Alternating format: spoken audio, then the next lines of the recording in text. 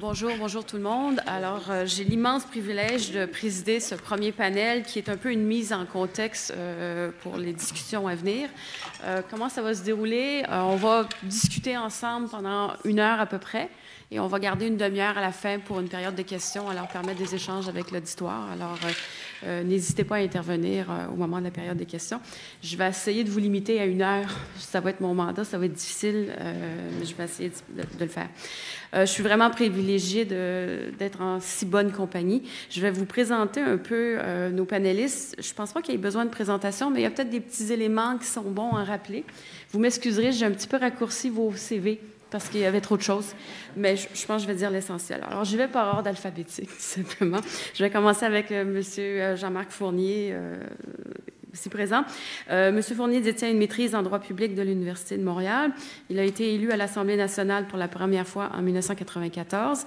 Il a remporté 7 élections et a occupé de nombreuses fonctions ministérielles, notamment aux affaires municipales, à l'éducation, à la justice, au sport et loisirs, ainsi qu'aux relations canadiennes et à la francophonie canadienne. Alors, j'insiste sur ce point. Il s'est également vu confier le rôle de conseiller stratégique à titre de leader parlementaire du gouvernement, en plus d'avoir conseillé les chefs Jean Charest et Philippe Couillard dans leur autobus de campagne en 2008, 2012, 2014, 2018. En 2012 et en 2013, il a été chef par intérim du Parti libéral du Québec et chef de l'opposition officielle. Au cours de sa carrière, M. Fournier a développé une fine compréhension des réalités canadiennes. Il est d'ailleurs l'instigateur de la politique d'affirmation du Québec et de relations canadiennes québécois, notre façon d'être canadien. Madame Harel obtient une licence en droit de l'Université de Montréal en 1977. Elle est admise au barreau l'année suivante, en 1978. Elle a été élue députée péquiste dans Maisonneuve en 81, réélue en 85, puis dans Hochelaga-Maisonneuve 89, 94, 98, 2003, 2007.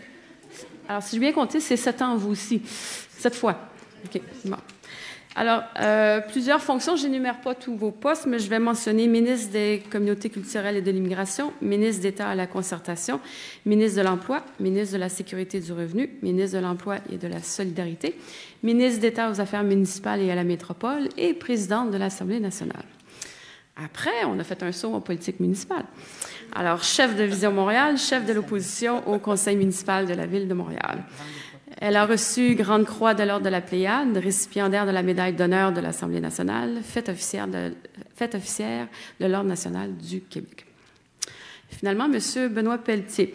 Pendant 10 ans, M. Pelletier a représenté la circonscription de Chapleau, comme cela a été mentionné, à l'Assemblée nationale du Québec. Il a été ministre au sein du gouvernement du Québec pendant près de 6 ans. À ce titre, il a été notamment responsable des affaires intergouvernementales canadiennes et de la francophonie canadienne, des affaires autochtones et de la réforme des institutions démocratiques. Détenteur d'un baccalauréat en droit de l'Université Laval, M. Pelletier détient aussi une maîtrise en droit de l'Université d'Ottawa, un doctorat en droit de l'Université Paris I, un doctorat en droit de l'Université Aix-Marseille et un doctorat honorifique en droit de l'Université de Moncton. C'est en 1980 que M. Pelletier se joint au corps professoral de la Faculté de droit de l'Université d'Ottawa. Il en fait encore partie et il en assume actuellement la fonction de professeur titulaire. Il a été doyen adjoint à la section de droit civil. M. Pelletier est membre de l'Ordre du Canada, officier de l'Ordre national du Québec et membre à titre spécial de la Société royale du Canada. Il s'est aussi vu décerner la médaille du Barreau du Québec. Le Barreau du Québec lui a aussi décerné le titre d'avocat émérite. Et sur ce, je vous souhaite la bienvenue. Alors mon rôle, c'est un peu d'animer la discussion et j'ai une série de questions que j'ai envie de vous poser. Je vous demanderai d'intervenir quand vous voudrez, mais je lancerai peut-être la première question à Mme Harel parce que ça serait aussi de mettre la table d'où vient cette fameuse politique québécoise. Alors peut-être, et je demanderai ça à chacun des panélistes, si vous pourriez expliquer ou rappeler le rôle du gouvernement, de votre gouvernement qui a joué en matière de relations avec les milieux minoritaires francophones au Canada. Puis peut-être un petit mot particulier, Mme Harel, sur un historique, parce que je pense qu'aussi, il faut penser, oui, il y a eu le Parti québécois, mais il y a eu d'autres choses qui se sont passées aussi avant le Parti québécois, puis ce serait peut-être bien de le mettre un peu en contexte. Très bien. Alors, je vous remercie. Je vais, si vous me permettez, remercier Linda Cardinal avec, en fait, son invitation pressante. Ceux qui la connaissent ou celles qui la connaissent savaient aussi que c'est impossible de lui dire non.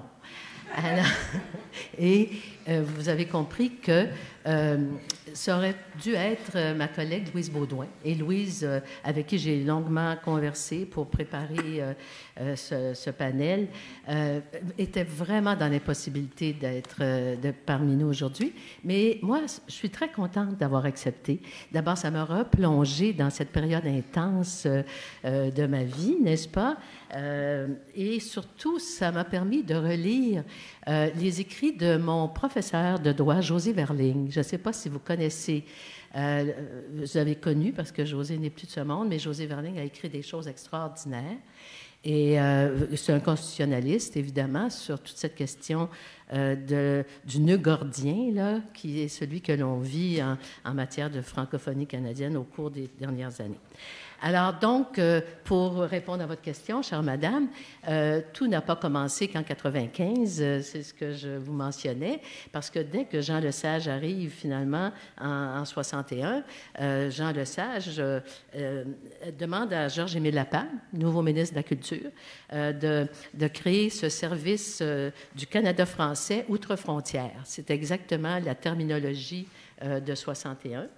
Et par la suite, Pierre Laporte va vraiment faire une tournée en Acadie, va faire une tournée dans les communautés franco-canadiennes également, pour préparer un livre blanc. Et c'est son sous-ministre, Guy Frégault, qui va préparer un livre blanc qui, finalement, malheureusement, va être tabletté avec l'arrivée de l'Union nationale. Et puis, bon, par la suite, on a donc la création du secrétariat aux affaires intergouvernementales canadiennes. C'est Pierre-Marc Johnson qui va annoncer ce secrétariat, puis ce programme, en fait, de l'époque, en 85, d'appui financier à la francophonie. Alors, on arrive à l'époque de M. Parizeau, 94. C'est M. Parizeau, finalement, qui, formellement, là, à l'ouverture de la nouvelle session, demande à Louise Baudouin, alors ministre des Relations intergouvernementales canadiennes, de préparer, finalement, une politique à l'endroit des communautés francophones et acadiennes. Alors, cette première politique va voir le jour en 95, n'est-ce pas? Je vous en rappelle les grandes lignes. Ça s'intitule « Un dialogue, une solidarité agissante ». Alors, ce que ça introduit, cette politique, ce sont des lieux formels de dialogue. En fait, c'est la création de ces lieux formels de dialogue et de concertation, et également un appui financier à des initiatives de partenariat et des initiatives de partenariat de société civile à société civile. Et puis, troisièmement, la signature d'accords de coopération avec les gouvernements provinciaux et territoriaux. Alors, donc, simplement, je fais une parenthèse pour vous dire que moi, députée d'Hochelaga-Maisonneuve, je parlais cette semaine avec Alain Chartrand, fondateur de Coup de cœur francophone. Et en 95, parce que Coup de cœur francophone existait dans Hochelaga-Maisonneuve initialement, et finalement, on a vraiment décidé d'élargir Coup de cœur francophone à la francophonie. Et Alain me racontait, cette année, en fait, au total, il y a eu 3000 spectacles dans 65 villes à travers le Canada. Et Alain me racontait à quel point, finalement, ce partenariat a été extrêmement enrichissant de part et d'autre. Coup de cœur francophone, je ne sais si vous connaissez Coup de cœur francophone, qui a toujours son siège social dans Hochelaga-Maisonneuve d'ailleurs, alors, mais qui a fait rayonne maintenant à travers 65 villes. Et je viens de vivre une expérience récente aussi de partenariat, cette fois avec le Festival des Petits Bonheurs. C'est un festival pour les moins de 6 ans, théâtre, vraiment à partir de 9 mois jusqu'à 6 ans. N'est-ce pas? Bon, moi, je suis sur le conseil d'administration depuis des années maintenant. Et on a ouvert, là, on est à Sudbury et je pense qu'on va aller en... Ce partenariat va... Donc, c'est une expérience... Vous pouvez en avoir chacun d'entre vous, peut-être, mais ce sont là des expériences qui ont fleuri, finalement, grâce à cet appui financier pour des initiatives de ce type-là. Moi, ce qu'on me dit, c'est qu'en date de 2018, Il y en a eu pour 3140 projets. Je vous parle de 2 projets là, seulement, pour un total, m'a-t-on dit, de 28 millions. Mais comme il y a des gens qui sont dans le milieu, Mme Madar pourra peut-être me corriger, mais finalement, c'est assez passionnant de voir qu'il y a ce partenariat. Il existe, hein? Alors, il ne se passe pas qu'entre politiciens et universitaires. Alors, et donc, je reviens à cette première politique, on dit première politique en fait, qui a créé ces lieux de concertation. Alors, ces lieux de concertation, à l'origine, sur papier, ça devait être des tables sectorielles qui étaient permanentes, mais c'est devenu des forums. Et ces forums, je vous les rappelle, il y en a eu un premier en 1997, forum qui a réuni 450 personnes. Et puis, il y en a eu un deuxième en 2000. Vous voyez, c'était triennal. Alors, Forum des partenaires en 2000, il y a encore 400 personnes. Et puis, après, ces forums sectoriels ont suivi. Forum sectoriel en 2002 sur la santé, Forum sectoriel en 2003 sur l'éducation. Et donc, il y a eu, à partir de ce moment, je pense, vraiment un effort qui s'est fait en matière de création de lieux formels. Et pour le reste, je vais laisser ça à mes collègues. Benoît était 2003. Ah ouais, merci. Alors d'abord, merci aux organisateurs d'avoir pensé à moi pour cet événement auquel je suis très heureux de participer, puisqu'il me permet de revoir des collègues, des gens que j'ai côtoyés à l'Assemblée nationale, et également de voir bien d'autres personnes que je connais et que j'apprécie par ailleurs. Je dois souligner d'emblée qu'il y a quelque chose d'assez remarquable dans le fait que tous les partis politiques au Québec sont présents aujourd'hui ou représentés par des parlementaires ou des ex-parlementaires. Je pense que ça démontre à quel point la francophonie canadienne est un enjeu qui dépasse donc la partisanerie politique. C'est un enjeu qui réussit à nous réunir comme parlementaires. C'est un enjeu qui, en quelque sorte, constitue pour les parlementaires et ex-parlementaires un défi commun, un défi de grande importance. D'ailleurs, je vous dirais qu'à la question de savoir d'où ça part, ça, une politique, finalement, comme celle de 2006, puisque c'est celle avec laquelle je suis le plus familier, mais je vous dirais que ça part d'abord d'une sensibilité. Ça part d'abord de l'amour de la langue française et de la conviction que la langue française, quand on l'aime, on ne veut pas la limiter au seul territoire du Québec. On veut qu'elle rayonne, on veut qu'elle se répande, qu'elle s'étende. Et forcément, donc, ça nous amène, nous, politiciens au Québec, à regarder au-delà des enjeux strictement électoraux, de regarder au-delà de notre circonscription, de regarder au-delà du Québec et de tendre la main à ces autres francophones et francophiles qui habitent les autres provinces canadiennes et les territoires. Donc, ça part d'abord et avant tout de cette sensibilité par rapport à l'existence de francophones d'un bout à l'autre du pays et, par ailleurs, cette sensibilité par rapport à l'importance que la langue française soit partout bien vivante. Ça part également une politique, je dirais, d'un sens des responsabilités, d'un sens du devoir. Mais attention aussi, parce que parfois le mot devoir résonne obligation lourde, obligation gênante ou obligation difficile à assumer. Dans le cadre de la francophonie canadienne, je dirais que le Québec a une responsabilité, le Québec a un devoir, une responsabilité politique, dirons-nous, un devoir moral, dirons-nous, mais ce n'est pas quelque chose de lourd, c'est quelque chose de tout à fait naturel. C'est comme cette responsabilité qu'on ressent à l'égard des membres de notre propre famille. C'est comme ce devoir qu'on ressent finalement de dire « moi aussi, je suis présent puis je suis solidaire ». Donc, une politique, ça part de là, et je vous dirais que on a souvent tendance, dans les forums, à parler de l'indifférence des Québécois par rapport au reste de la francophonie canadienne, mais honnêtement, je pense que les récents événements, là, ceux de Doug Ford, nous démontrent qu'il n'y a pas d'indifférence.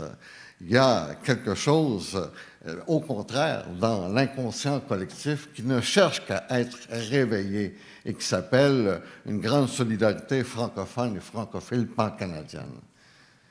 Et puis, je dirais même que, finalement, quand j'ai eu à présenter la politique au caucus du Parti libéral du Québec, et je ne révèle ici aucun secret de caucus, après que la politique eut fait l'objet d'une très, très vaste consultation auprès de l'ensemble de la francophonie canadienne, honnêtement, le caucus a exprimé une fébrilité, une joie qui était parfaitement unique et que j'aurais aimé que vous sentiez et que j'aurais aimé que vous viviez.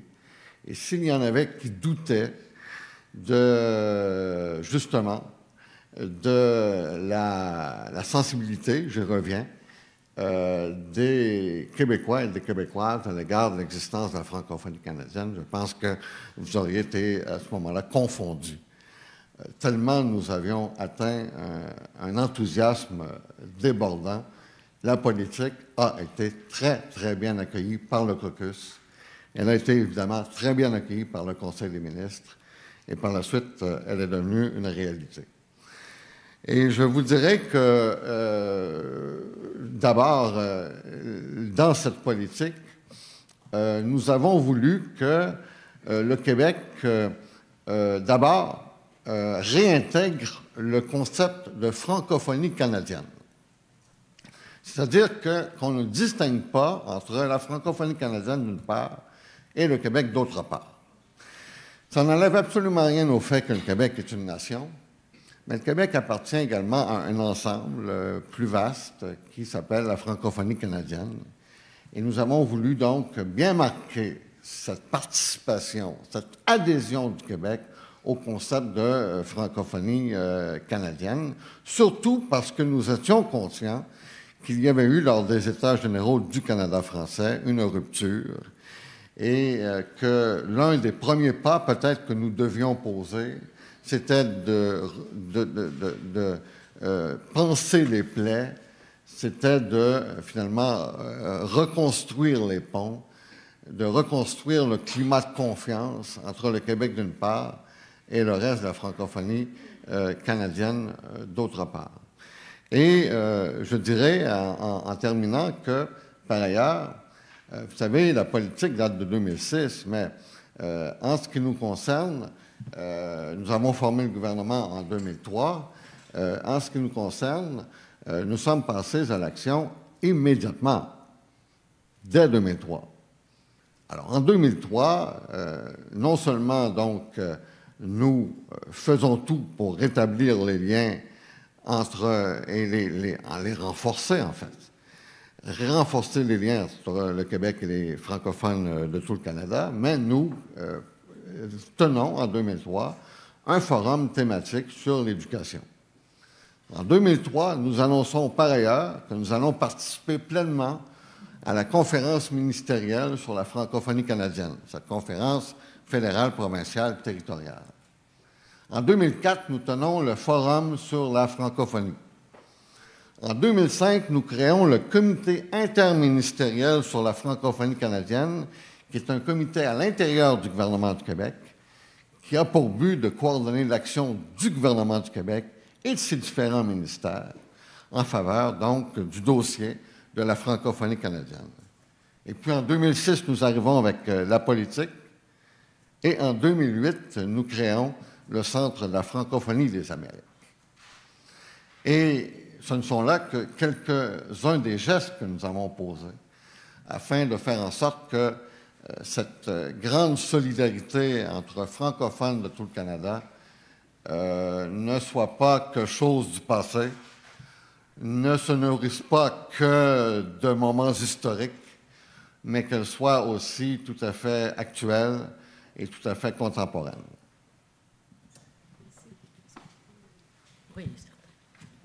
Monsieur Fournier, vous voudrez peut-être ajouter quelque chose, puis peut-être aussi parler de l'importance, je pense que c'est la suite des choses, puis de l'importance qu'avait aussi ce dossier-là au sein de votre gouvernement. Merci beaucoup à mon tour de vous remercier de l'invitation. Quand on se retire de la politique, on s'ennuie un peu des tribunes où on peut aller exprimer nos opinions en espérant que les gens retiennent un tout petit bout.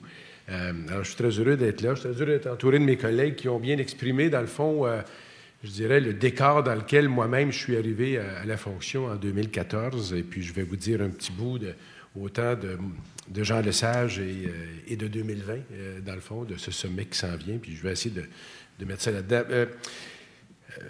Benoît vient d'exprimer un peu le sens de la politique pour laquelle moi j'ai été un exécutant. Par ma responsabilité, je la mettais en œuvre et j'essayais de le faire quotidiennement. Je dirais par un certain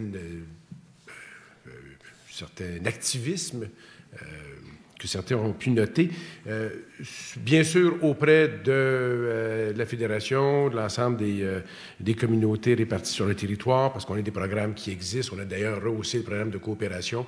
Mais quand je parle de ce programme de coopération, je vous en parle pour une raison, le programme qui existait avant, là, parce qu'il met en relation les gouvernements des provinces.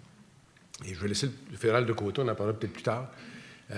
Mais je croyais et je continue de croire qu'il faut raffermir le lien entre les communautés francophones et leur propre gouvernement dans leur province. Et déjà, en augmentant la pression sur le programme de coop, ça permettait de demander aux provinces d'elles-mêmes de mettre un peu plus de sous là-dedans. Une chose aussi banale, je vais vous dire une conversation que j'ai eue avec un ministre d'une autre province qui me racontait que dans le programme de coop, où on payait chacun $1, province vers les communautés, avec un certain paternalisme.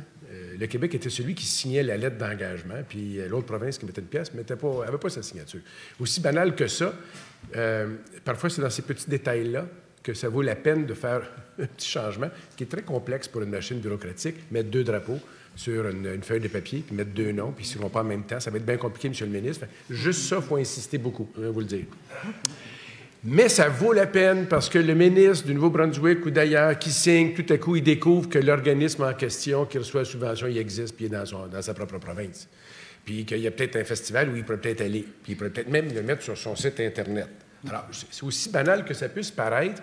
Je dirais que le rôle que moi j'ai joué à l'égard de la politique était celui d'essayer d'endiguer une implication des gouvernements provinciaux davantage vers leur communauté. Alors, on a fait une première déclaration sur la francophonie canadienne avec l'Ontario.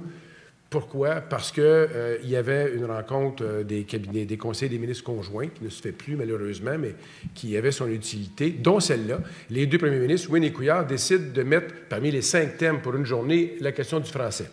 Ce qui était déjà significatif, me semble-t-il.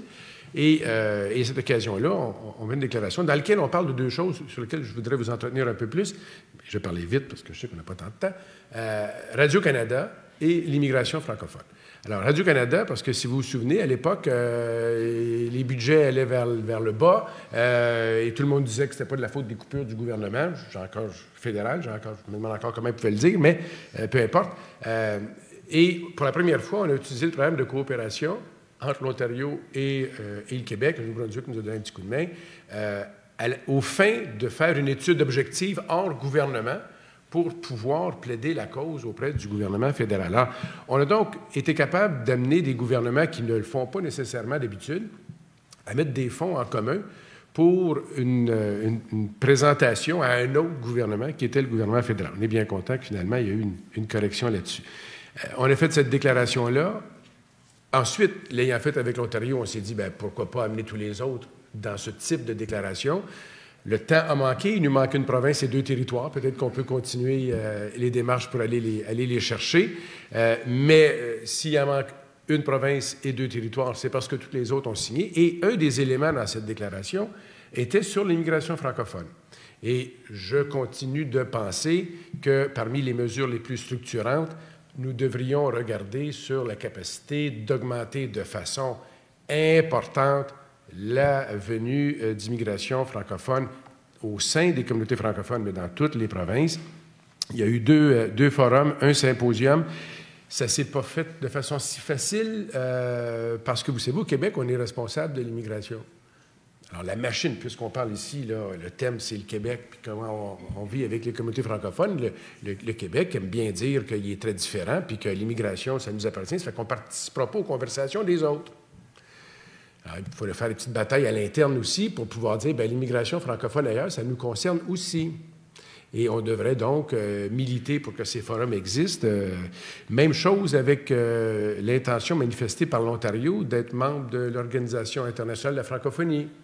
Il y avait des gens au sein du secrétariat dont nous avons parlé, qui est porteur de la politique, bien, qui pouvaient considérer, disons-le franchement, qui considéraient que déjà que le Nouveau-Brunswick puis le Québec, c'était bien assez, puis pourquoi mettre quelqu'un d'autre? Ça nous enlevait quelque chose au Québec.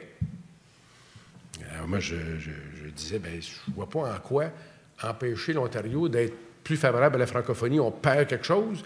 Fait qu'il a fallu qu'on se batte un petit peu, puis bien, j'ai gagné parce que j'avais le premier ministre de mon bord, puis c'est comme ça que ça marche à la fin du jour, simplement pour appuyer un geste positif de l'Ontario. Ce n'était pas pour dénoncer un geste négatif de l'Ontario, c'était juste appuyer un geste positif.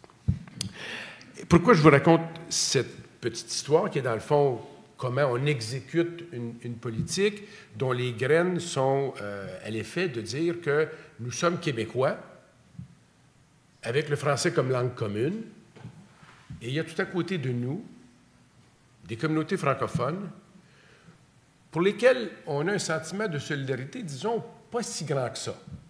De tout temps, enfin, au moins de tout temps, depuis que moi je fais de la politique, je pense que Louise et Benoît vont dire un peu la même chose, le français au Québec, c'est hyper important. Je pense qu'on l'a porté. Puis le français dans le monde, c'est hyper important. Et toi, un petit bout, on oubliait, là. Le français au Canada, lui. Et voici comment j'essaie de regrouper un peu ce que mes collègues ont dit, puis on pourra commencer la conversation. Je me souviens d'avoir dit ça pour la première fois dans une rencontre avec les Franco-Manitobains. Puis je ne sais pas pourquoi, j'ai eu les cellules se sont touchées, puis j'ai dit, quand Jean Lesage a dit « maître chez nous », c'était hyper important, puis je ne remets pas ça en question, pour plein de raisons, on n'a pas le temps de faire le tour. Mais le maître chez nous, ça veut dire, il y a quelque chose avec ça. Là. Il s'est passé quelque chose après, c'est devenu quelque chose. Si chez nous, au Québec, c'est le Québec, ailleurs, c'est chez eux. Et même si, comme Benoît dit, la politique de 2006 tient à dire qu'il y a un lien avec la francophonie canadienne, qu'il y a un sentiment, même si on a vu à l'occasion des décisions d'en passer une solidarité qui a été manifestée par les Québécois, je pense que les liens peuvent être beaucoup plus solides que ceux qu'ils sont présentement. Et une posture qui vient expliquer cela, puis je vais en profiter parce que tu as été tellement gentil de l'apporter avec toi. Je vais le mettre juste comme ça. Je t'ai lu. Alors, quand on a fait la politique... Pour m'expliquer la règle sur le Yukon. Ah oui, très bonne approche. Alors, le Québécois, notre façon d'être Canadien. Et ce que ça veut dire, cette politique-là, qui ne parle pas que de francophonie, mais qui parle de francophonie dans l'élément d'appartenance canadienne, c'est qu'on peut avoir une pluralité d'appartenance. On peut avoir même une allégeance québécoise, ce qui ne nous fait pas perdre de vue que nous pouvons avoir une appartenance canadienne. On en fait été là-dedans. Mais si, pour compléter, de Jean Lesage, maître chez nous, aux États généraux qui ont consacré le chez nous, c'est chez nous, puis ailleurs, c'est chez eux, 50 ans plus tard, et là je prends Jean Johnson à témoin, 50 ans plus tard, est-il le temps de se demander si ailleurs ce ne serait pas un peu chez nous? Et si c'est le cas, nous pouvons être Québécois, avoir une langue commune qui est le français, et lorsqu'on parle de la francophonie canadienne, considérer que les Québécois francophones sont dedans. Et ce qui fait qu'on n'est pas 2 millions, puis que de l'autre côté, il y en a 8, mais que dans le fond, il y en a 10. Pas loin de 11. Et si on part avec le principe qu'on est 11, Ça change pas mal de choses. Et si on part du principe que les Québécois veulent jouer dans le club de 11, ça peut changer pas mal de choses, notamment sur la scène fédérale aussi, dans le type de représentation qui peut être faite et des attentes qui peuvent être exprimées au nom de la francophonie canadienne par une démographie assez importante. J'en dis pas plus là-dessus, autrement que d'espérer que le sommet qui se tiendra, et je tiens à féliciter le gouvernement actuel pour l'avoir mis sur pied, l'avoir lancé, d'espérer qu'il bouclera une certaine boucle. Pas pour que nous revenions aux années 50, loin de là, mais pour que nous affirmions et comprenions le progrès que nous avons fait et la capacité d'être ce que nous sommes. Les communautés, les Franco-Manitobains sont les Franco-Manitobains, les Québécois ne le seront jamais. Mais nous sommes tous membres de la francophonie canadienne, et si nous pouvions recréer ce lien qui n'enlève pas ce que nous sommes, mais ajoute une dimension que nous avons et que nous ne voyons pas toujours, je pense que ce sommet serait très utile et j'espère qu'il nous marquera dans nos relations pour l'avenir. Merci beaucoup. Madame Harel, je pense qu'il y a des choses que vous voudriez peut-être... Ah, oui, certainement, parce que c'est que dans la vision constitutionnelle fédérale, le Québec est une des 10 provinces. C'est une province comme les autres. Je comprends que, Jean-Marc, ce que vous nous invitez à faire, c'est donc de sortir de la boîte, comme on dit habituellement, n'est-ce pas? C'est-à-dire, et là, comment on fait? Parce que si on regarde, disons, les dernières décennies, là, je dis toujours, moi, exit le peuple fondateur, n'est-ce pas? Exit le droit de veto, exit la société distincte, même la société distincte des accords du Lac-Meech. Alors, on est donc une des 10 provinces, et pour avoir lu justement votre document, je me rends compte que, quel que soit le gouvernement du Québec protège ses compétences d'État. Et, par exemple, dans l'arrêt sur le Yukon, entre autres, je sais que la francophonie, en fait, beaucoup de militants là, qui sont aux avant-postes de la francophonie canadienne et acadienne ont été heurtés du fait que, d'une manière assez fréquente, le Québec intervienne dans les processus judiciaires pour défendre ses compétences d'État. Et donc, cependant, évidemment qu'au Québec, à l'inverse, il y a ce sentiment, parce qu'il y a tellement d'arrêts où finalement la francophonie canadienne et acadienne elle-même est intervenue, en fait, pour contester les points de vue du Québec. Et moi, pour avoir, en fait, jasé avec beaucoup de monde, là, encore dernièrement, je pense que si on n'accepte pas qu'il y a une pluralité de régimes linguistiques, moi, je pense que la francophonie, elle vient nous chercher, hein? La francophonie canadienne et acadienne et québécoise, ça vient nous chercher. Vous avez tout à fait raison, tous les deux, d'avoir insisté sur cet aspect-là. Mais en même temps, il faut accepter qu'il y a une pluralité de régimes linguistiques. Si on pense, d'abord parce que les Anglo-Québécois sont une minorité nationale, reconnue comme une minorité nationale. Je ne sache pas que les Franco-Canadiens soient reconnus comme une minorité nationale. Ils sont reconnus comme une minorité linguistique. Et ça crée finalement cette espèce de symétrie qui se fait, qui crée vraiment les difficultés qu'on a connues et qui ont été alimentées au cours des dernières décennies. Peut-être un petit mot, parce qu'on a parlé du Yukon, puis ça a été une des premières décisions qui a été prise à l'époque où je suis arrivé aux affaires. Donc, j'ai eu l'occasion d'aller dans des forums pour les expliquer, puis j'y reviendrai. Je parlais du poids du Québec.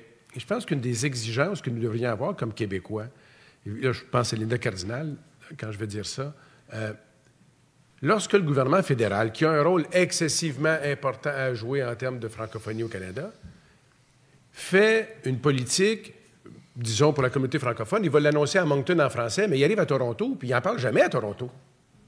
Parce qu'ils présentent la politique ou les suggestions ou les propositions francophones aux communautés francophones, alors qu'elles s'adressent aux Canadiens. Linda Cardinal a dit, dites-moi si je vous cite correctement, mais que, dans le fond, l'approche linguistique à l'égard des francophones au fédéral et au Canada, c'est un accommodement pour les communautés francophones. C'est pas un accommodement. Le français, c'est un avantage pour tous les Canadiens. Mais évidemment qu'on n'aime pas, qu'on n'exprime pas, qu'on ne documente pas, fait que personne ne nous entend. Mais pour avoir l'occasion de le dire, permettez-moi 1 minute pour le répéter, parce que je le dis en anglais et en français. Je l'ai encore dit la semaine passée à un parterre complètement anglophone. On est 250 millions de francophones dans le monde. On va être en 2050 750 millions, beaucoup en Afrique. Ces francophones-là sont, pour nous, un formidable marché. Sans faire l'histoire longue, les Chinois développent l'Afrique en français. On est assez tâtants, nous autres. On a comme langue le français comme langue officielle. On a des communautés partout. La capacité d'apprentissage du français au Canada, elle est énorme par rapport aux autres pays. On n'en tient pas compte. On ne le fait pas. Si en 2050, il pourra en avoir ce nombre-là de francophones, est-ce qu'on ne réalise pas la valeur économique que ça représente pour l'ensemble du Canada? Et puisque j'essaie toujours de plaider ceci, je vais dire cela. Dans la question climatique, on a toujours des cibles 2030 puis 2050. Puis moi, je pense toujours à Macron, qui est allé à la Sorbonne il y a 2 ans, puis il a dit en 2024, pas loin, c'est 2024, on ne sera pas mort encore. En 2024, je veux que les étudiants qui finissent l'université soient bilingues, en France. Nous autres, on peut utiliser pour 2050 qu'on veut que 50 des Canadiens soient bilingues? Je ne parle pas aux communautés francophones, là. Là, je parle aux anglophones. Parce que si l'économie du Canada va bien, les programmes sociaux vont bien aller, puis les programmes sociaux sont bons pour les francophones, les anglophones, les Premières Nations, puis toute la gang. Ce que j'essaie de dire, c'est nous avons besoin de revoir les implications que nous pouvons avoir tout azimut. Alors, c'est vrai qu'au Québec, il y aura des décisions qui vont être prises en considération des aspects nationaux que nous vivons puis des contraintes que nous avons. Puis c'est vrai que dans d'autres provinces, ils ont leurs considérations, mais on peut insister pour que le fédéral cesse, que le fédéral devienne un champion d'une cause qui concerne l'avantage francophone pour tous les Canadiens. Puis qu'à partir de là, d'autres champions émergent dans différentes provinces, dans différentes communautés, notamment des milieux d'affaires, puis des milieux sociaux, puis syndicaux, pour qu'on puisse passer d'un stade où nous sommes en train de nous demander si on va être entre nous un peu plus solidement ancrés, Québécois et francophonie canadienne, ce à quoi on répond tous oui. Puis là, je déborde un petit peu, puis je dis, c'est possible d'amener le reste de la gang. Ceux qui ne sont pas dans la salle ici, puis ceux qui n'écouteront pas ça sur le Facebook, ceux qui parlent anglais, qui se demandent encore pourquoi il y a du français au Canada, mais parce que c'est bon pour les anglophones aussi. Et je reviens sur le Yukon parce que c'est comme ça que j'ai commencé. Quand la question est posée à la Cour suprême et qu'elle peut amener l'érosion pour un gouvernement de ses pouvoirs, la façon dont la question est posée peut entraîner le comportement du dit gouvernement. Parce que ce n'est pas une organisation sociale, c'est un gouvernement avec des pouvoirs, il doit les assumer. La petite histoire, c'est qu'il n'y a pas que les recours judiciaires, il y a la diplomatie, il y a la capacité d'intervenir auprès des autres gouvernements. Et la petite histoire, c'est que finalement, le gouvernement du Yukon a concédé la délégation de décision au conseil scolaire. Alors, il y a eu une crise qui aurait pu être évitée parce qu'il y a du monde qui se sont dit « on ne le fait pas », parce que le marché politique ne rend pas ça possible. Puis tout à coup, quand le marché politique l'a permis, ils ont pu ouvrir politiquement la décision. Il faut connaître l'histoire au complet parce que la leçon, c'est quoi? C'est qu'on a à ouvrir un espace politique pour que les leaders politiques, qui sont souvent plus suiveux que leaders, vont pouvoir s'insérer dans cet espace-là. D'où ce que je disais au début sur le poids politique du Québec qui pourrait jouer à l'égard de la francophonie canadienne sans perdre les pouvoirs qu'ils ont, qui pourrait jouer un poids beaucoup plus grand, autant face à la gouverne fédérale que la gouverne des autres provinces, que pour l'ensemble des communautés francophones et anglophones. Alors, écoutez, je ne sais pas, Benoît, si vous voulez peut-être intervenir Oui, aussi? OK. OK. Parce que moi, je dois vous dire que, Jean-Marc, c'est assez emballant ce que tu nous proposes, là. N'est-ce pas? Mettons, il y a actuellement 7 % à peu près de Canadiens anglais qui se considèrent bilingues, 80-85 % de Canadiens, disons, français ou franco-canadiens, puis autour de 40-45 % de Québécois. Ceci étant, je pense que très souvent, la question qui va être posée, c'est pourquoi être bilingue anglais-français?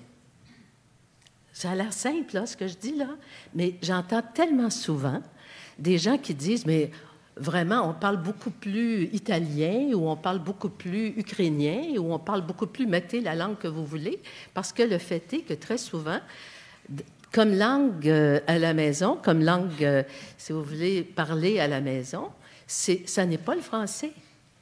Et donc, il va falloir revenir au fait que si on veut être bilingue anglais-français, c'est parce qu'il y a aussi autre chose que juste la question linguistique, parce que finalement, il y avait à l'origine une nation canadienne-française et qu'on y revient, et donc on revient à l'histoire, à défaut de quoi on est dans la contingence là, de maintenant. C'est-à-dire, et la contingence de maintenant, c'est que le français, prétendent certains, est moins parlé que je ne sais trop quelle langue à laquelle vous pouvez penser. Et donc, à ce moment-là, ça me semble intéressant de comprendre qu'il y a quelque chose, sincèrement, qui est incompatible dans la conception, par exemple, des langues officielles où c'est individuel, n'est-ce pas? Puis la conception, par exemple, québécoise de la loi 101, disons, qui, elle, est une loi, disons, territoriale. C'est une loi de portée, si vous voulez, publique, et c'est une langue commune.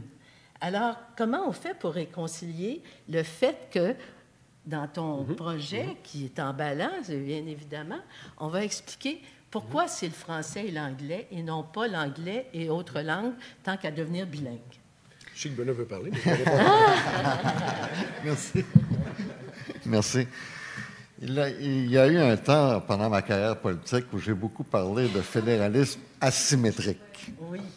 Et l'idée, c'était, dans le fond, très simple. C'est un fédéralisme qui tient compte des besoins particuliers de ces différentes entités, dont, évidemment, les besoins particuliers du Québec.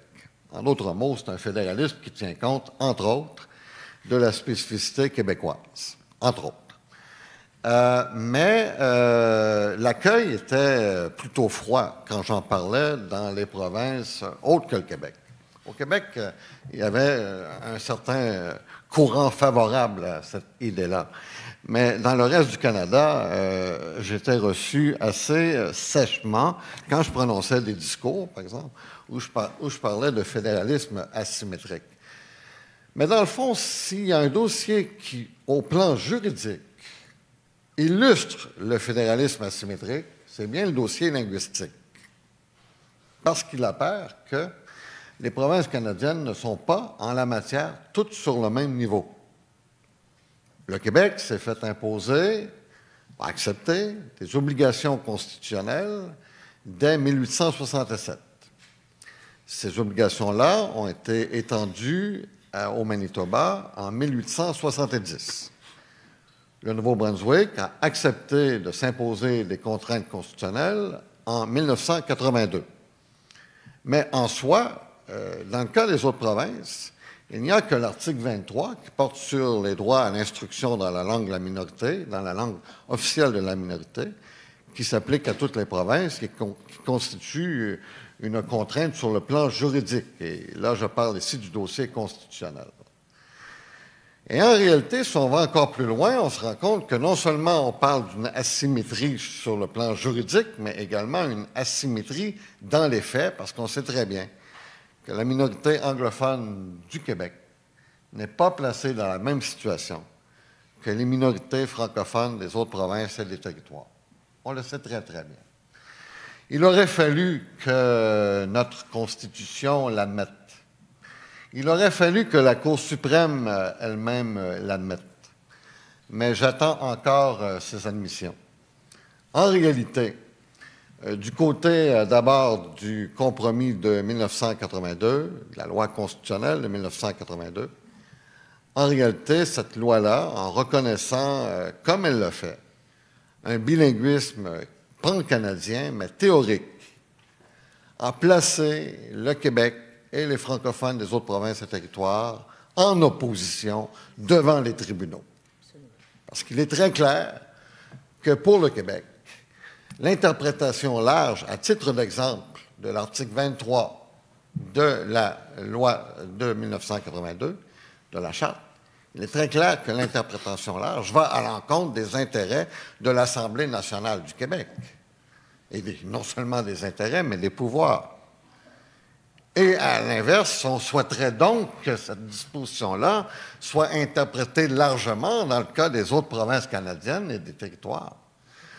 Cela ne peut passer que par une interprétation asymétrique des droits linguistiques que nous attendons encore, parce que même si la Cour suprême dit dans ses jugements qu'elle tient compte du caractère particulier du Québec, elle le dit, elle en vient néanmoins à la conclusion tout le temps que les moyens qu'utilise le Québec pour poursuivre ses objectifs sont disproportionnés. Et elle lui donne tort au Québec. Et elle invalide ou elle dilue des dispositions de la loi 101 sur la base d'une fausse conception, finalement, du rapport qui doit exister entre les francophones au Canada et les anglophones. S'il y a une langue qui doit être protégée, même au Québec, c'est bien la langue française. Et nous avons ceci en commun, les francophones de tout le Canada, c'est que dans le fond, nous sommes tous minoritaires. Les francophones sont certes majoritaires sur le territoire du Québec, mais minoritaires dans l'ensemble canadien, minoritaires en Amérique du Nord. Dans le cas des francophones des autres provinces et territoires, ils sont triplement minoritaires. Mais nous sommes tous minoritaires. Nous vivons tous donc des difficultés à faire respecter la langue et à l'affirmer à des degrés divers, bien entendu. Et à mon avis, ça nous interpelle pour que nous donnions des défis et des projets communs. Et moi, ce que j'espère par rapport à la prochaine politique au Québec, c'est que cette politique-là s'accompagne d'un plan d'action. Que ce ne soit pas que des paroles, que ce ne soit pas que l'expression d'une grande volonté politique, mais que ce soit accompagné par de l'action concrète. La meilleure façon de définir cette action concrète-là, c'est en s'entendant entre francophones de tout le pays sur des projets communs, de façon à ce que non seulement nous partagions une partie de l'histoire, mais que nous partagions également une partie de l'avenir. Bravo.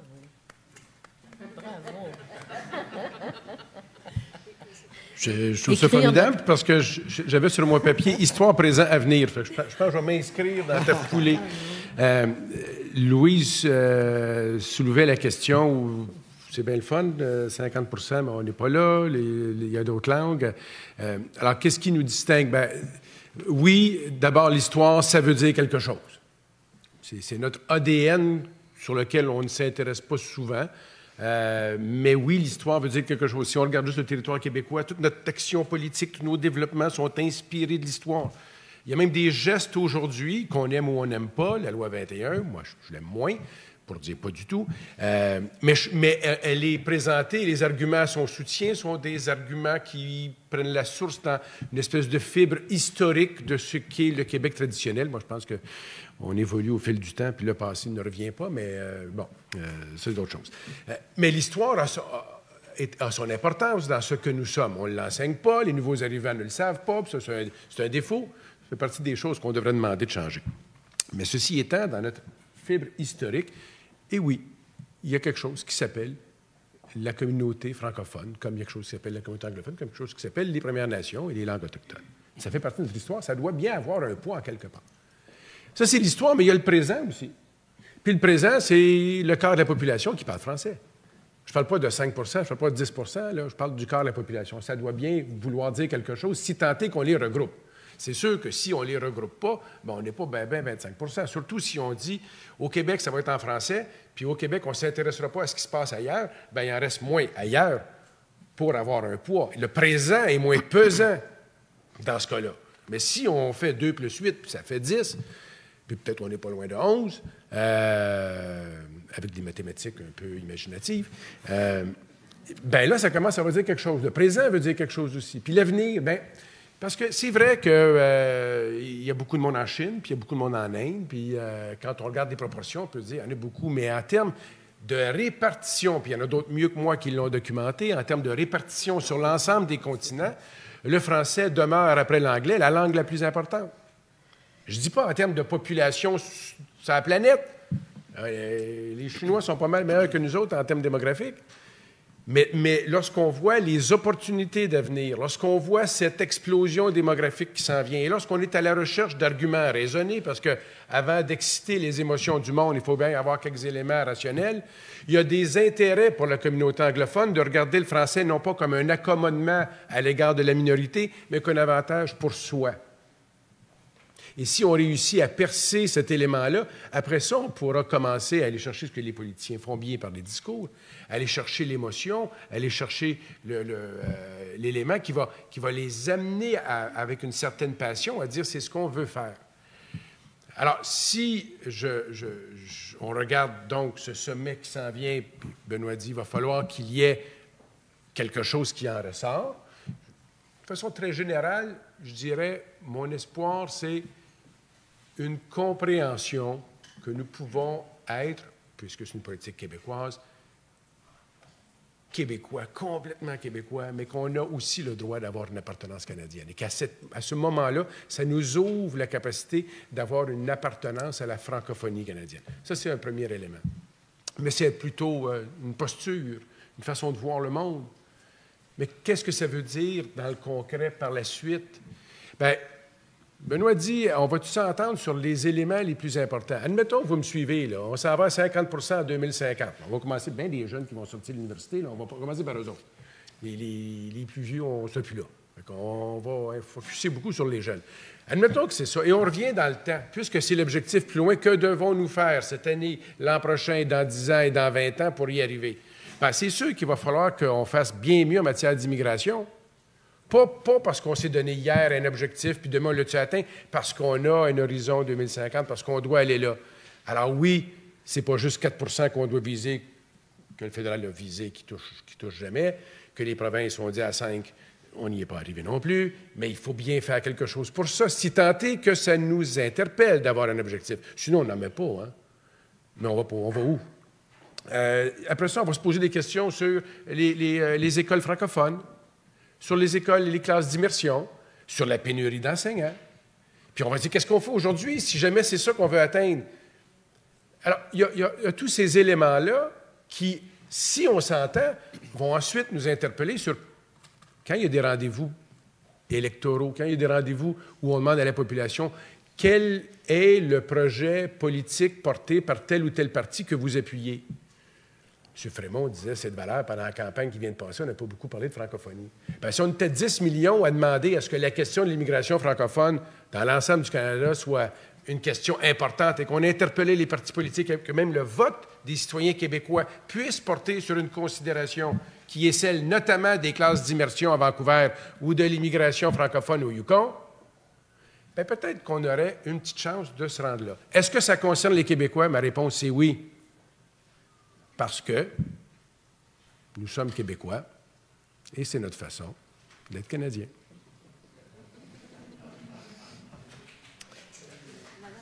Alors, oui. Que dire? Non. Écoutez, d'abord, ça suppose la reconnaissance du fait que le Québec est la seule des 10 provinces où la langue de la majorité est une langue minoritaire. Ça, c'est s'il n'y a pas cette reconnaissance-là qui est absolument étrangère à la loi des langues officielles. Ça, c'est le premier problème. c'est sûr que, je dirais, la francophonie, qu'elle soit acadienne, québécoise et canadienne, a ce que j'appelle, moi, un devoir d'avenir, pour l'avoir lu dans quelques écrits, là. Et ce devoir d'avenir suppose que la francophonie écrive sa propre histoire. Et je pense que c'est ça qui a été absent au cours des dernières décennies. Comment écrire sa propre histoire? Pour moi, le forum de juin, ce que je souhaite, là, c'est que ce soit dans cet état d'esprit que la francophonie, qu'elle soit québécoise, acadienne ou canadienne, va d'une voix écrire son histoire. Et comment écrire cette histoire?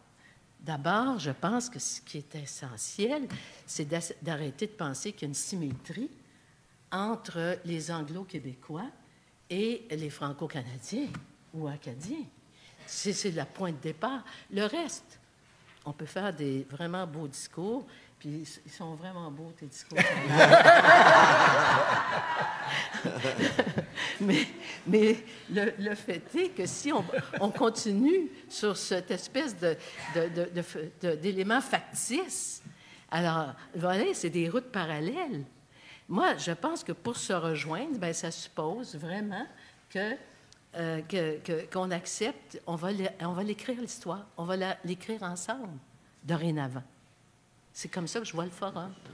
Permettez-vous un petit commentaire? Oui. Je mentionnais tout à l'heure que j'espère que le nouveau gouvernement au Québec va nous arriver avec des projets concrets décidés en concertation avec les francophones de partout, mais il ne faut pas oublier qu'il y a un instrument en ce moment dont dispose le Québec, qui s'appelle le Centre de la francophonie des Amériques. Et moi, mon grand souhait, c'est que le gouvernement du Québec investisse encore davantage dans ce centre, qu'il fasse en sorte que ce centre aille encore plus loin et réalise encore davantage sa grande mission, qui est de donner du français une image moderne et une image jeune. Juste 10 secondes. Symétrie, asymétrie, je me souviens, ça se dit beaucoup dans les communautés. L'expression que je trouve la plus éclairante sur le sujet et avec une expression moins aride, le français, ça s'apprend, puis l'anglais, ça s'attrape. Et ça, c'est vrai au Québec, puis c'est vrai ailleurs. C'est vrai partout. Et juste ça nous permet de comprendre que nous avons des travaux particuliers, des institutions particulières et des mécanismes particuliers à créer autant au Québec qu'ailleurs pour s'assurer que ce qui est à être appris le soit le plus facilement possible, parce que ça, être attrapé, ça se fait facilement.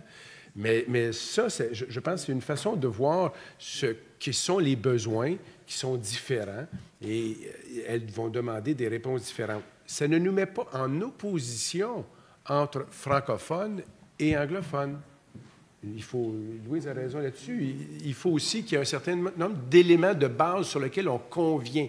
Et si on convenait de cela, on peut tous participer à quelque chose de plus grand et qui serait intéressant pour les Canadiens, mais pour l'humanité.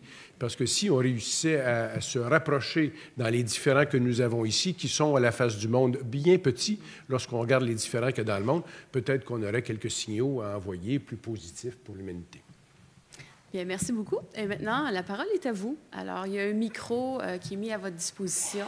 Je vous demanderai de vous présenter avant de poser votre question.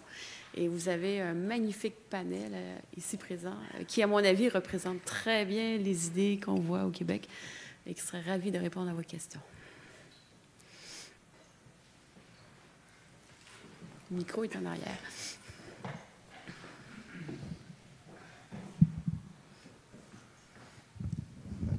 François Rocher, professeur de sciences politiques ici à l'Université d'Ottawa, à l'École d'études politiques.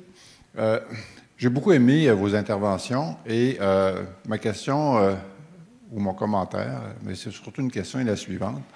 Est-ce qu'on peut repenser la politique du Québec en matière de francophonie canadienne sans, au départ, c'est la condition préalable, remettre en question, puis vous l'avez souligné, là, Benoît l'a souligné, Mme Harel l'a souligné aussi, sans remettre au départ la prémisse sur laquelle reposent les rapports entre francophones et anglophones au Canada, qui est celui de la symétrie de statut qu'on a inscrit dans la Constitution canadienne.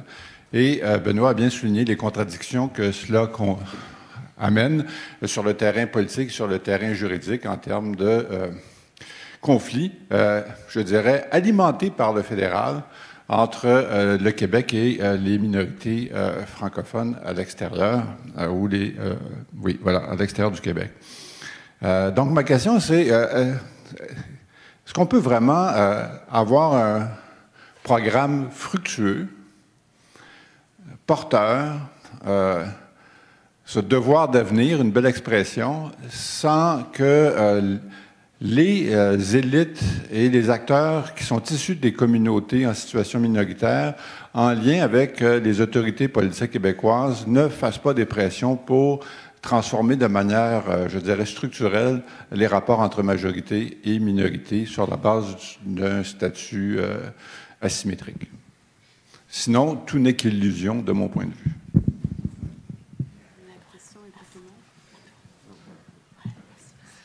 Oui, en fait,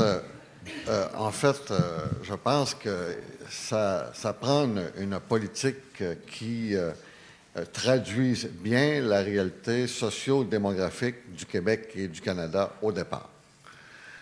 C'est-à-dire qui rend compte bien du fait que les francophones ne sont pas dans la même position que les anglophones au Québec.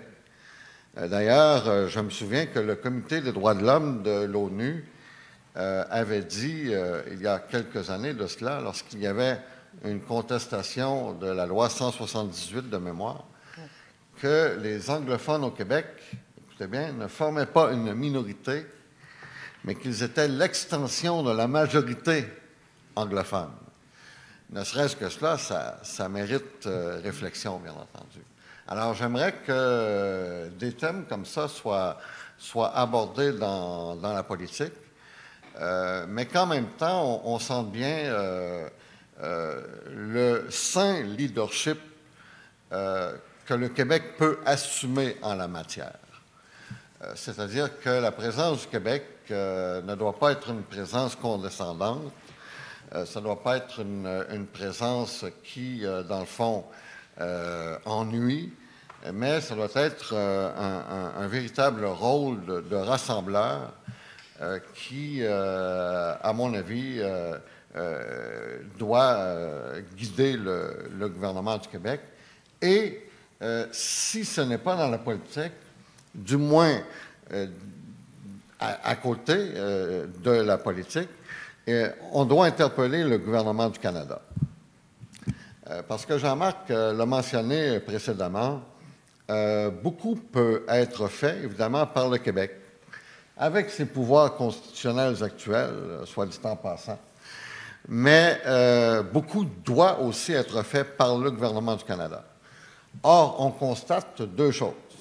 La première chose, c'est que le gouvernement du Canada parle peu dans les discours officiels de la dualité linguistique comme étant une grande valeur canadienne, une grande valeur pour tous. Et à mon avis, ça doit revenir, ça. Il doit y avoir des politiciens à Ottawa assez courageux pour rappeler à quel point la langue française est un atout pour tout le monde dans le pays, premièrement. Et deuxièmement, je constate que le terme dualité linguistique que je viens d'utiliser, lui-même perd du terrain à Ottawa. C'est-à-dire que de plus en plus de gens n'osent plus prononcer cette expression qui, dit-on, est minée, est chargée. Est minée par quoi? Est minée par la négation qu'ils font, ces gens-là, de l'existence des deux peuples fondateurs, éminés par leur conception du multiculturalisme et éminés par ailleurs par cette dimension émergente du fédéralisme canadien qu'il va bien falloir intégrer pleinement dans notre vision canadienne, qui est celle des Autochtones.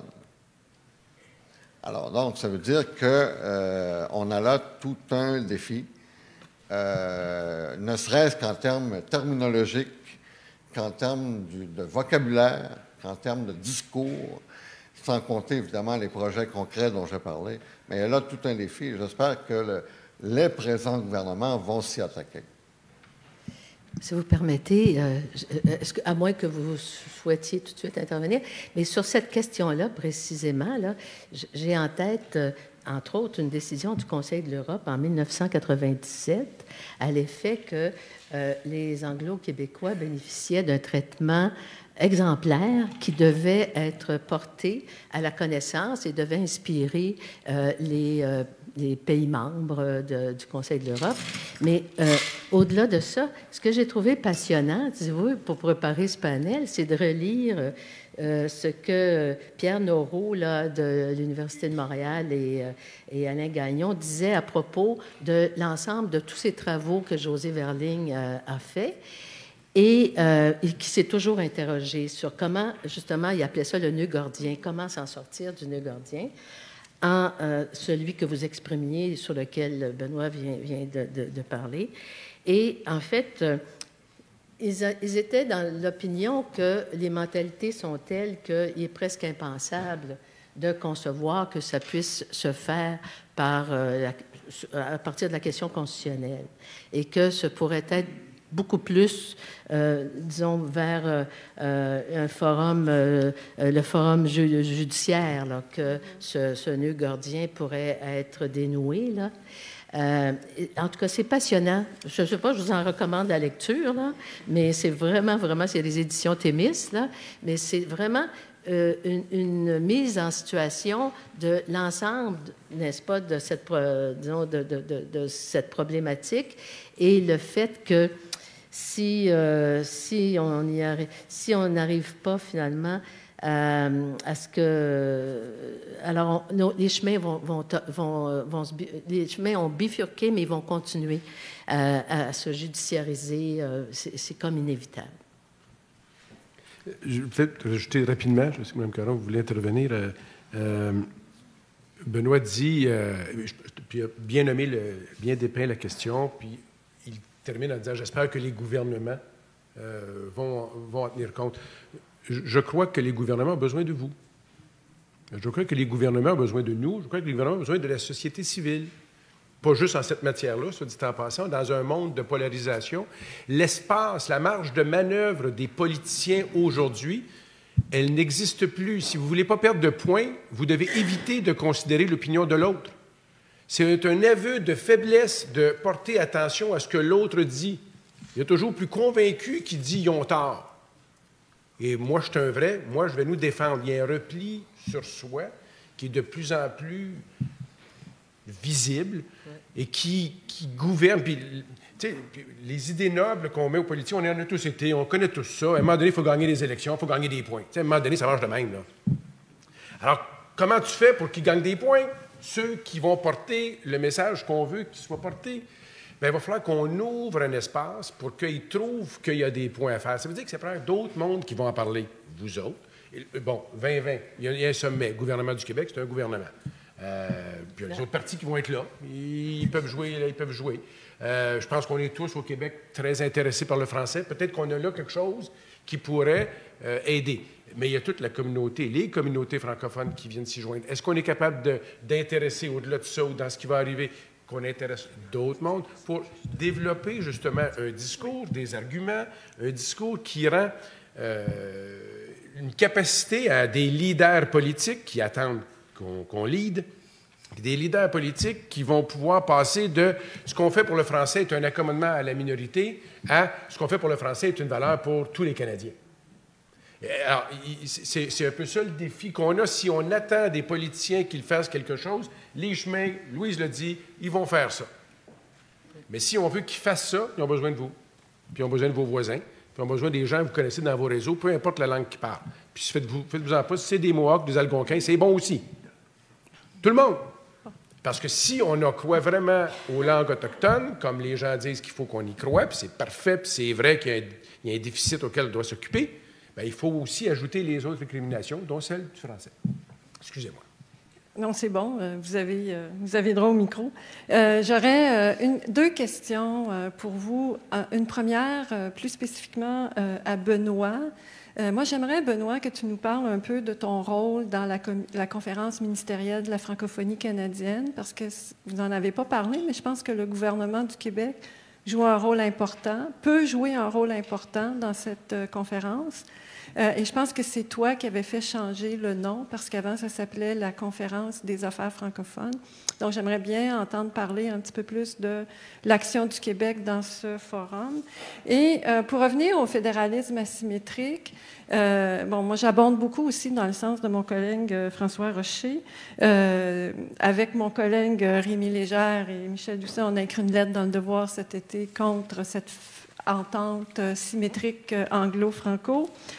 Le fédéralisme asymétrique revient beaucoup dans le discours. Moi, je trouve ça très intéressant, mais un fédéralisme asymétrique qui peut être favorable au Québec, mais dans une réalité asymétrique qui est souvent défavorable à la francophonie canadienne. Mais je ne vous ai pas entendu parler du fédéralisme multinational. Et c'est d'ailleurs présent dans le rapport Être québécois, notre façon d'être canadien. Un fédéralisme multinational qui aurait pu être déjà dans la commission Laurent Dunton dans la reconnaissance du biculturalisme. Un fédéralisme multinational qui reconnaît la nation québécoise, mais aussi la nation acadienne. Les minorités dans les différentes provinces sont des minorités régionales. Ensuite, un fédéralisme multinational qui repose sur aussi la reconnaissance des pouvoirs qui doivent être ceux des nations qui veulent écrire leur histoire et qui ont aussi ce devoir d'avenir. Un fédéralisme multinational qui repose sur le principe, non pas de l'accommodement, mais qu'on n'a pas à justifier notre droit à l'existence. Et je pense que ça, c'est un principe fondamental de la sociologie des minorités. C'est les Bretons qui avaient été les premiers dans ces débats-là à dire on n'a pas à justifier notre existence. Et je pense que ça, il faut toujours le rappeler. Et moi, ce qui m'intéresserait dans un fédéralisme multinational, c'est de savoir quels seraient les mécanismes dans lesquels les francophones de partout au pays, le Québec et les autres, pourraient s'autogouverner. Oui, alors d'abord, concernant la conférence, le gouvernement du Québec a pris la décision dès 2003 d'être un participant à plein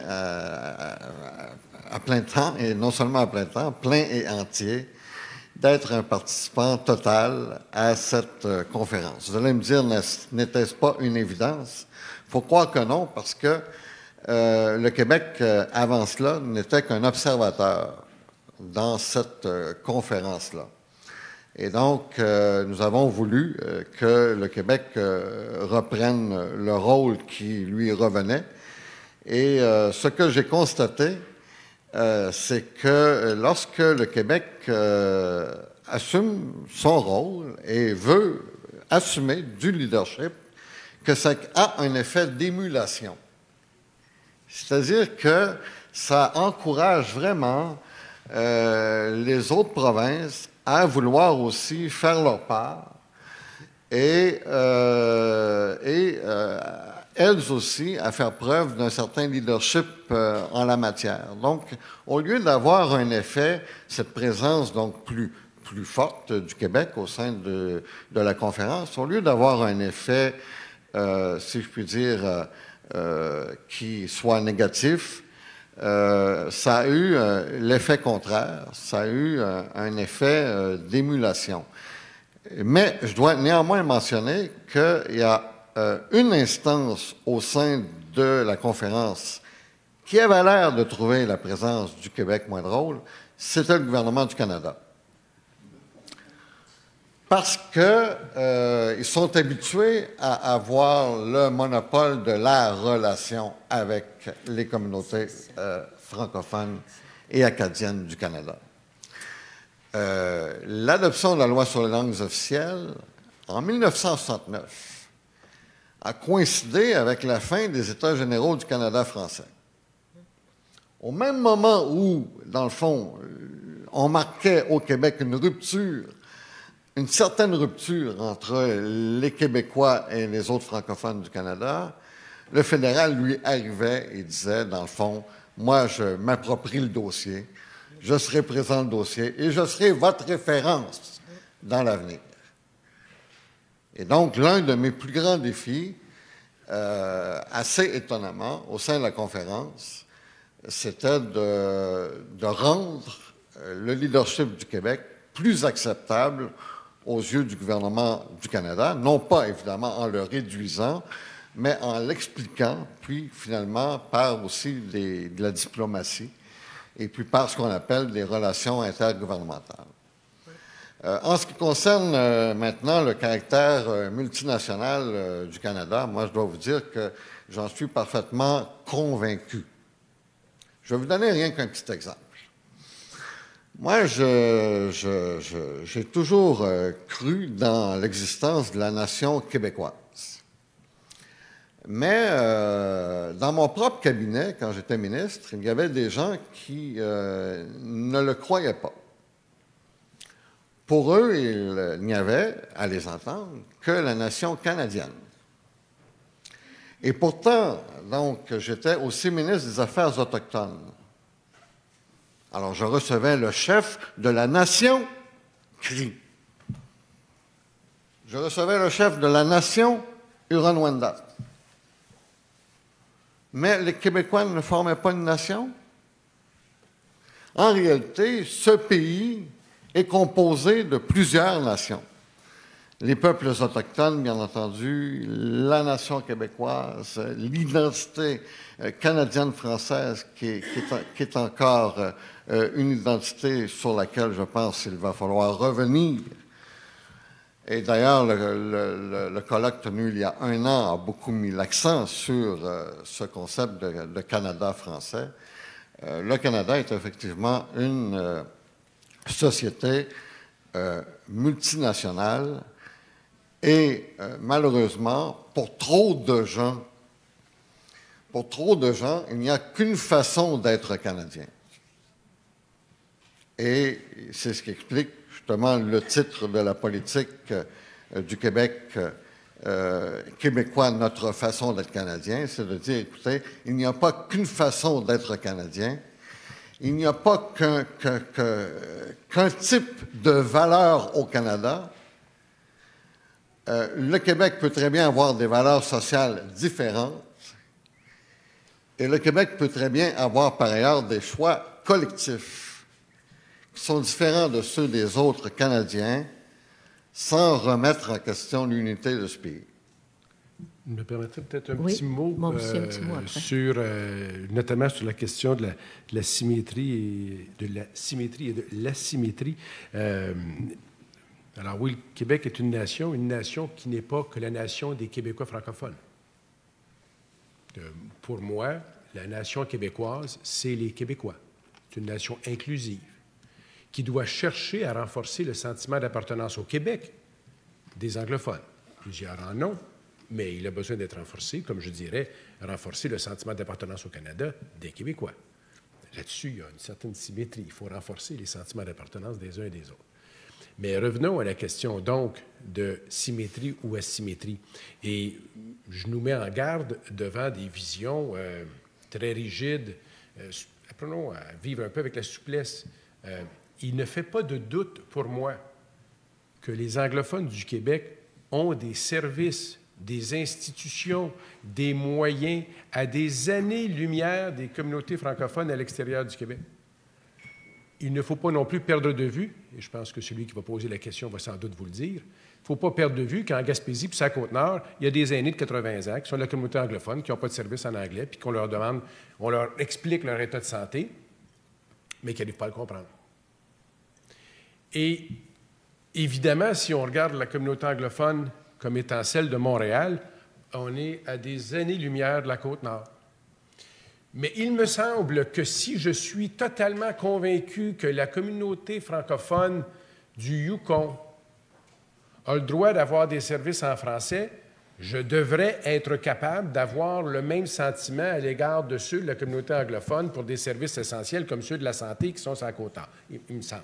Et je pense que ça m'aiderait même pour faire mon pitch diplomatique à l'égard des autres provinces.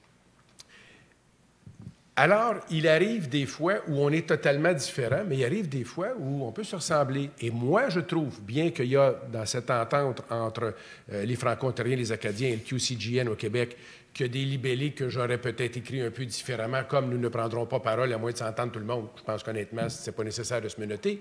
Mais qu'au-delà de ça, l'idée de se parler, de créer des ponts pour des cas qui peuvent être similaires, ils ne sont pas toujours totalement différents. Moi, je trouve que c'est un signal qui est bon, c'est celui de vouloir se parler. Et si on peut convaincre des anglophones du Québec qu'il y a des francophones à l'extérieur du Québec, puis qu'on doit s'en occuper, puis qu'eux autres mêmes sont capables d'aller faire un tour en Saskatchewan puis le dire à la communauté anglophone, ça va peut-être nous aider. Alors, je crois que et tout ce que Benoît a dit est très vrai là, sur les aspects asymétriques, puis le plurinational, puis j'en suis tout à fait, on n'a qu'une politique là-dessus. Mais je nous invite à voir un peu de gris dans ce qu'on voit comme étant noir ou blanc. Mais moi, ce qui me rassure, c'est que il y a eu, je pense, le même réflexe, entre autres, quand les médias d'information au Québec ont révélé que les aînés anglophones de Gaspésie n'avaient pas les services adéquats. Il y a eu, en fait, le même sentiment, je pense, dans l'opinion publique de dire ça n'a pas de bon sens. Mais ce même sentiment, lorsque finalement il y a eu entente, parce qu'il y avait des écoles qui débordaient là, à un point, parce qu'avec la loi 101, on reçoit, vous le savez bien, n'est-ce pas, les enfants de familles immigrantes. Et donc, il y avait à Montréal-Nord, et en particulier dans la pointe de l'île de Montréal, des écoles qui débordaient, qui appartenaient à la commission scolaire francophone, et des écoles à moitié vides qui appartenaient à la commission scolaire anglophone. Et quand il y a eu cette entente-là, il y a eu le même sentiment que ce n'était pas acceptable. Tu sais? Alors, en fait, moi, ce dont je veux vous parler, c'est de l'aspect plurinational. Je ne sais pas comment on va y arriver, parce que je me souviens très bien qu'à 20 ans, j'avais 20 ans, et je me disais, si le mot « nation » s'écrivait pas seulement au singulier dans le Globe-Mail, si le mot « nation » s'écrivait au pluriel au Canada, il n'y aurait pas la même mobilisation souverainiste. Et j'avais 20 ans. Puis je suis une souverainiste inconditionnelle depuis ce temps, et j'en ai 73. Parce que le mot « nation » ne s'écrit qu'au singulier. Nous ne sommes pas devant... Ou, en fait, on était post-national, là, mais là, finalement... Mais on n'était pas nombreux, là. On n'est pas nombreux. Mais on va revenir sur le terrain, si vous voulez, de la réalité. Et le terrain de la réalité, c'est qu'il n'y a pas de place pour les... autre que cette vision d'une nation pan-canadienne. Il n'y a pas de place pour cette vision d'une nation plurinationale. Est-ce que les choses peuvent être différentes? Moi, ma réponse, c'est que je pense que vaut mieux devenir souverainiste, ça va être moins compliqué. Vaut mieux devenir un pays. Et moi, je crois qu'on peut s'atteler à cette tâche, comprendre, nous-mêmes articuler mieux ce qu'on ressent, rassembler, tenter, parce que je crois que ce que tu pensais à 20 ans, tu le penses peut-être encore, tu as peut-être perdu un peu d'espoir, mais je pense que c'est l'espoir qui peut nous amener au progrès et n'abandonnons pas. Je viens de dire le contraire. C'est 20 ans, c'est à 21 qu'elle a changé. Graham Fraser, professionnel en résidence ici à l'Université d'Ottawa. je vais nuancer un peu ce que Jean-Marc Fournier a dit. Je suis toujours un peu mal à l'aise quand on parle de la minorité anglophone. Il y a 600 000 anglophones à Montréal. Avec 600 000 personnes, il y a une certaine autosuffisance économique, sociale, des services, des universités. Mais il y a 300 000 anglophones éparpillés sur le grand territoire du Québec. Et si on commence à faire des comparaisons entre les services et la vitalité des communautés anglophones et des communautés francophones, il vaut mieux comparer ce que ça veut dire être anglophone à Sherbrooke ou à Trois-Rivières et Québec et être francophone à Saint-Boniface. Et à Saint-Boniface, on a un hôpital qui offre des services en français, on a des écoles, on a une université. C'est un peu semblable à ce qui existe à Sherbrooke. Donc, je trouve qu'on devrait nuancer en parlant de la minorité anglophone. Il y a des minorités anglophones au Québec qui ont des défis, des niveaux de vitalité, des besoins très différents. Et je pense que de la même façon, on devrait faire distinction entre l'anglais comme une langue dominante internationale dans le domaine de l'économie, de l'échange international, de la science, et la langue d'une communauté au Québec. Et c'est des pressions. Oui, il y a un défi vis-à-vis de l'anglais, mais ce n'est pas un défi qui vient de la communauté ou des communautés anglophones au Québec. Et je pense que, oui, le français fait face à certaines menaces de l'anglais, tout comme le suédois, comme le danois, comme l'espagnol, comme toute autre langue nationale. Et je pense que si on fait cette confusion entre l'anglais comme langue internationale et la langue parlée des communautés anglophones au Québec, on peut faire confusion. Et je remarque que la première fois qu'un gouvernement du Québec a nommé un ministre responsable pour la communauté anglophone, c'était le Parti québécois en 2012, quand ils ont donné cette responsabilité à Jean-François Lisée. La question que je pose, est-ce que c'est possible pour les gouvernements du Québec à l'avenir de donner une responsabilité ministérielle vis-à-vis les communautés anglophones? Oui. Ça a été fait, ça peut le faire. Non, pas du tout. Oui, bien, votre question comporte la réponse. Ça a été fait. Et ça peut... Non, mais ça a été fait, donc ça peut être fait. Et puis, moi, j'imagine bien que 2020, le sommet va peut-être amener à ce genre de discussion sur notamment asymétrie, symétrie, ce qui se ressemble, ce qui se distingue, puis constater qu'il y a peut-être des besoins qui doivent aussi être, auxquels il doit y avoir des réponses qui ne sont pas nécessairement celles qui sont dans l'West Island. Donc, la réponse à votre question, c'est je crois que oui. Je pense qu'il y a un consensus. Oui. Alors, c'est ce qui termine. Je m'excuse, on peut-être garder la question pour une petite dernière. Merci. Mariette Muller du World Trade Center à Winnipeg. Oui, il y en a des hôpitaux francophones à Saint-Boniface. Je voulais faire un petit commentaire sur... Bien, premièrement, j'adore le 50 %. C'est ce qu'on se lutte depuis toujours. Puis oui, ça nous prend les anglophones majoritaires à l'extérieur du Québec pour nous aider aussi, parce que c'est comme ça qu'on a fait avancer des dossiers francophones chez nous. C'est vraiment en convainquant les anglophones de la valeur. Quand vous avez parlé, Mme Harel, les deux langues, pourquoi français-anglais? Puis, croyez-moi, je me fais souvent poser la question chez nous parce qu'on a beaucoup d'immigrants, surtout des Philippines, qui parlent tagalog. Et puis, mais ils viennent chez nous parce que c'est eux autres qui s'en vont dans nos écoles d'immersion. Parce qu'ils savent très bien que le tagalog, c'est aux Philippines. Puis dans mon monde, au niveau international, le français a sa place big time. Franchement, partout où je me retrouve, j'entends du français. Partout où je me retrouve, les autres, ils pensent que « Oh, I thought that the French Canadians were from Quebec. » Non, non, they're from Manitoba, je leur dis. Mais je fais des farces, là, mais c'est qu'ils voient à quel point que le Canada, avec ses deux langues, est un atout un atout économique et un atout, simplement un atout. Puis moi, c'est ça que je voulais juste vous laisser, c'est que la réponse à pourquoi français-anglais, c'est parce que le français, c'est une langue internationale. Et puis, ça se patauge un peu partout. Une fois, j'étais en Chine, j'arrive dans une réunion, puis dans une salle comme ici, avec une grande salle de conférence, puis il y avait une flip chart. C'était écrit « Je m'appelle, je suis... » J'ai dit « Oh, what is it? » Puis on dit « Oh, the Chinese are learning French. » Je dis hey, « I thought they were learning English. » Oh. No, they learn English because they have to. They learn French because it's prestigious. J'ai dit, OK, j'ai ma phrase la prochaine fois que quelqu'un me demande pourquoi est-ce que c'est le français puis l'anglais. Alors, merci pour vos commentaires puis merci d'être ici. Merci. Peut-être juste un mot, il faudrait en parler ce matin aux employés du Novotel où j'ai couché hier soir.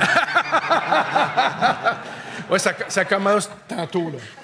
Incroyable. Ils ne connaissent même pas les nombres. Quel numéro de chambre? Je dis 443.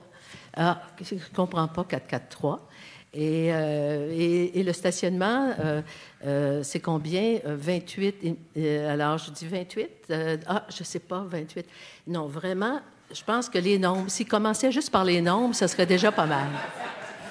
50%. Il paraît même que la langue française gagne du terrain sur le plan international en ce moment, selon les rapports qui sont produits. Alors, c'est bon signe. L'intervention de M. Fraser me fait penser, en parlant des minorités anglophones, m'a fait penser à un mot qui est le mot diversité. Sur le plan international, le Québec a beaucoup contribué à la promotion de la diversité des cultures et à la diversité des langues également, et le respect de ces langues. Le même défi se pose dans l'ensemble canadien, qui doit respecter la diversité de ses composantes, y compris son caractère multinational. Et le même défi se pose dans la francophonie, où on doit accepter la diversité des accents, on doit accepter la diversité des situations socio-démographiques. Et la même question se pose à l'intérieur des communautés francophones et acadiennes vivant en milieu minoritaire. Il doit y avoir une acceptation de cette nouvelle diversité que présente l'immigration. Bien, merci beaucoup. Alors, j'espère que vous vous joignez à moi pour remercier 3 solides panélistes. Ça n'a pas paru, mais ils ont répondu à toutes les questions qu'on leur avait soumises et ils ont fait ça très bien.